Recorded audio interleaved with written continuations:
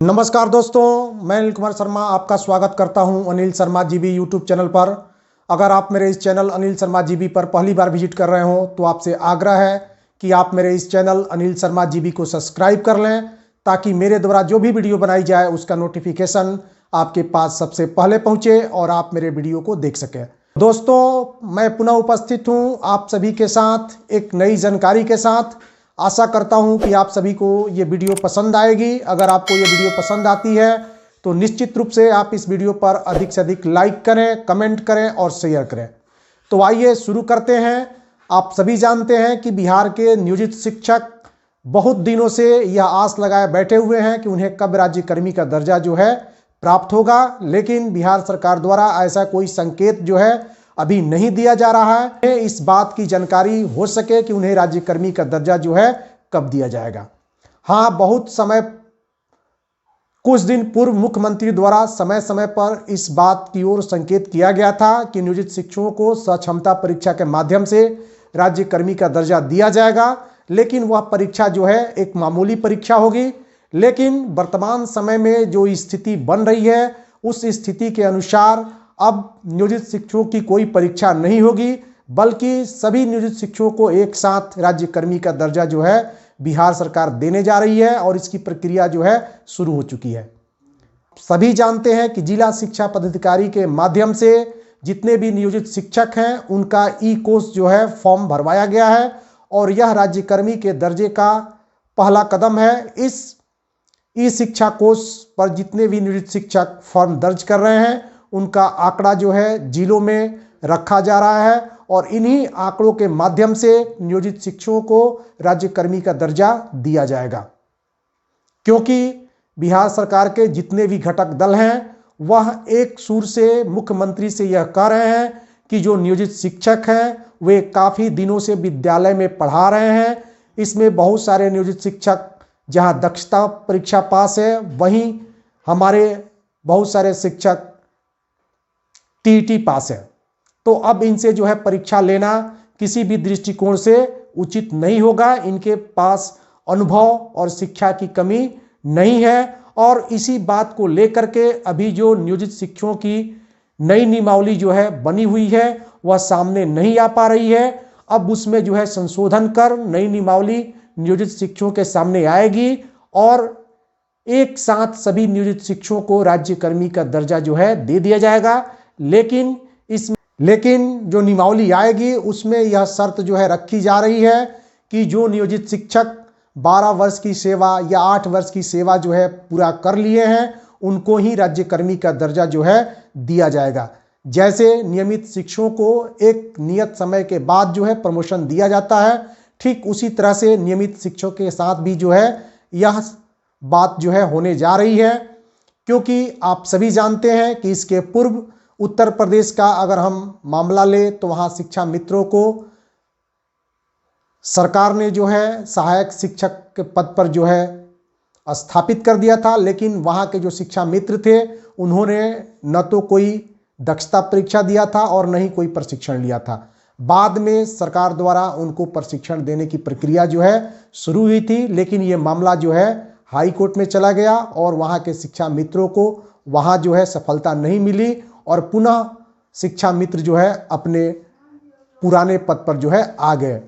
लेकिन यहाँ पर बिहार सरकार का यह तर्क जो है मजबूत है कि हमने नियोजित शिक्षकों को बहाल करने के बाद जो प्रक्रिया होनी चाहिए उन सभी प्रक्रियाओं को जो है अपना लिया है। उनसे दक्षता परीक्षा ले लिया है, उनसे जो है टीटी की परीक्षा ले ली है। अब उनसे जो है परीक्षा लेने का जो है कोई औचित्य नहीं है और इसी के अनुकूल जो है बिहार सरकार नियमावली बनाने जा रही है और नियमावली जैसे ही सामने आएगी उसमें जो नियोजित शिक्षक इतने वर्ष की सेवा पूर्ण कर चुके हैं उन्हें राज्यकर्मी का दर्जा जो है दिया जा सकता है।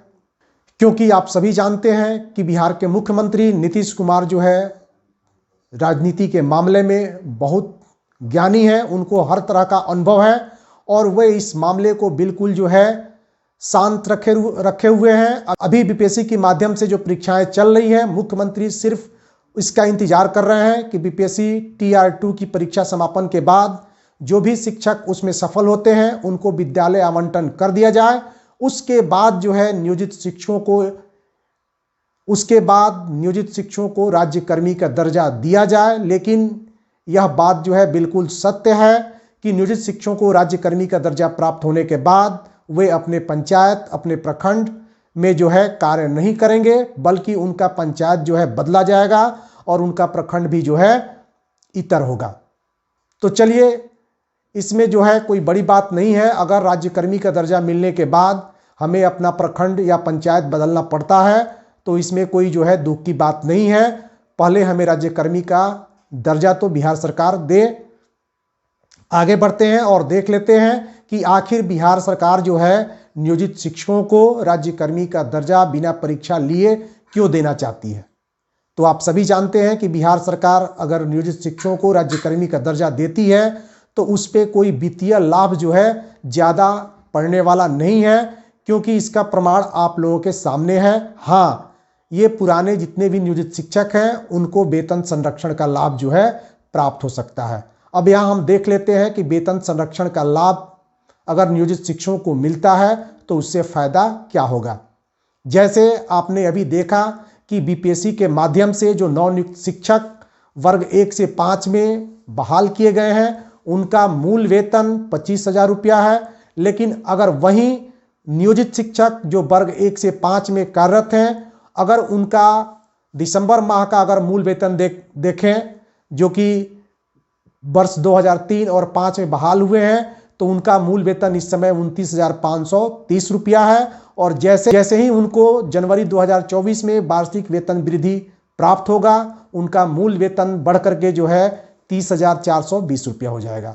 इस दृष्टिकोण से अगर देखा जाए तो उनका मूल वेतन माध्यमिक विद्यालय के जो नवनियुक्त शिक्षक बहाल हुए हैं उनके मूल वेतन के बराबर होगा, या हम कह सकते हैं कि उनसे ज़्यादा होगा। तो आपको यहाँ पर सिर्फ यही लाभ प्राप्त हो सकता है कि आप जो है अभी जो मूल वेतन प्राप्त कर रहे हैं, आपको उसी मूल वेतन पर जो है सरकार राज्यकर्मी घोषित कर सकती है।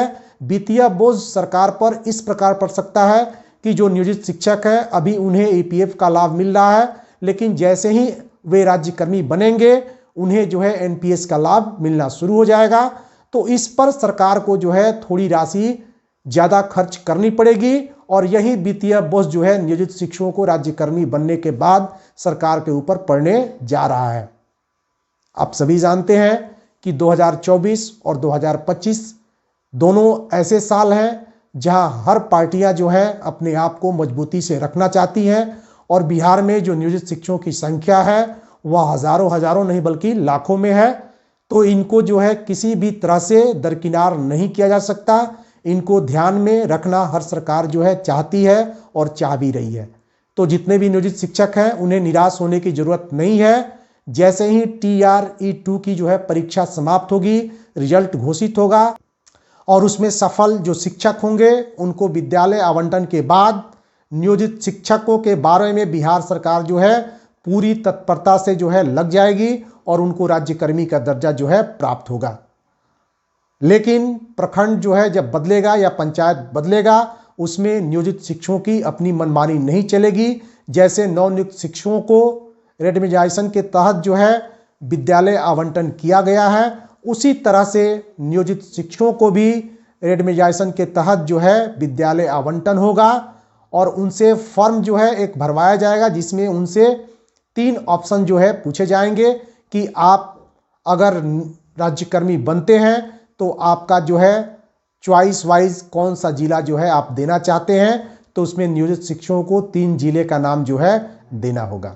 तो दोस्तों, आशा करता हूं कि आप इस बात से जो है अवगत हो गए होंगे कि निकट भविष्य में बिहार सरकार द्वारा जो है सक्षमता परीक्षा लेने की कोई गुंजाइश जो है नहीं दिख रही है।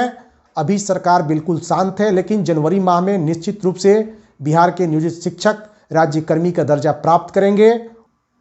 बिहार सरकार बिना परीक्षा लिए राज्यकर्मी का दर्जा जो है देने पर विचार कर रही है। आगे बढ़ते हैं और देख लेते हैं कि दूसरी सबसे महत्वपूर्ण खबर जो है वो सामने क्या आ रही है। तो अभी तक वर्ग 1 से 8 तक के जो शिक्षक थे उनके कंधे पर जो है मिशन दक्ष जो है था। अब इसमें जो है हाई स्कूल के शिक्षकों को भी शामिल कर लिया गया है, यानी हाई स्कूल और 10+2 में जो कमज़ोर बच्चे हैं उनको भी जो है अब पढ़ाना है और मिशन दक्ष के तहत उनमें जो कमियां हैं उसको दूर करने का प्रयास जो है करना है। इस प्रकार अब विद्यालय संचालन जो है सुबह 9 बजे से लेकर के शाम को 5:30 बजे तक होगा और इस पर सभी शिक्षक जो है सजग रहें, सतर्क रहें। सभी जानते हैं कि बिहार के अपर मुख्य सचिव श्री के पाठक जी द्वारा एक पत्र जो है निर्गत किया गया है, जिसमें सभी तरह के निरीक्षी पदाधिकारियों को आदेश दिया गया है कि आप जो है इस तरह से विद्यालयों का निरीक्षण करें कि यह बात जो है बिल्कुल गुप्त रहे, उन्हें जो है पता न चल सके। पहले निरीक्षण का शेड्यूल जो है 1 महीने का बनाया जाता था, लेकिन अब उनका ये आदेश है कि आप अब निरीक्षण के शेड्यूल जो है सप्ताह भर का बनाइए और उसमें रोटेशन करके जो है आप विद्यालयों में निरीक्षण करने जाइए। इस परिस्थिति में आपको जो है बिल्कुल सतर्क रहने की ज़रूरत है। और आगे जो खबर आ रही है वह खबर यह है कि केंद्र सरकार इस बात पर विचार कर रही है कि केंद्र सरकार के जो कर्मचारी हैं अगर उनके द्वारा लापरवाही बस या भूल बस कोई गंभीर गलती की जाती है या वे जानबूझ करके कोई धरना या प्रदर्शन देते हैं तो रिटायरमेंट के समय उनका जो पेंशन होगा या जो ग्रेच्युटी होगी उसको जो है रोक दिया जाएगा। इस प्रकार केंद्र सरकार ने केंद्रीय कर्मचारियों के ऊपर शिकंजा कसना शुरू कर दिया है। तो दोस्तों, आशा करता हूं कि आप सभी को जो है ये वीडियो पसंद आई होगी। अगर आपको ये वीडियो पसंद आई हो तो निश्चित रूप से आप इस वीडियो पर अधिक से अधिक लाइक करें, कमेंट करें और शेयर करें। तो फिर मिलते हैं किसी अन्य वीडियो में, तब तक के लिए नमस्कार।